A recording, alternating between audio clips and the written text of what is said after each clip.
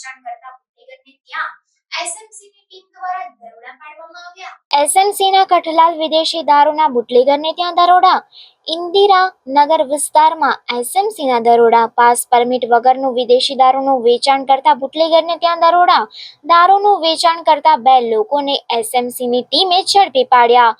તૌફિક મિયા, સિરાજ મિયા ચૌહાણ, મોઇન મિયા, યાકુબ મિયા ચૌહાણને એસએમસીની ટીમે ઝડપી પાડ્યા। ભારતીય બનાવટની વિદેશી દારૂની નાની મોટી બોટલો અને એક્ટિવા તથા રોકડ એમ કુલ મુદ્દામાલ મળી 71,000નો મુદ્દામાલ કબજે કરી 2 લોકોની અટકાયત કરી।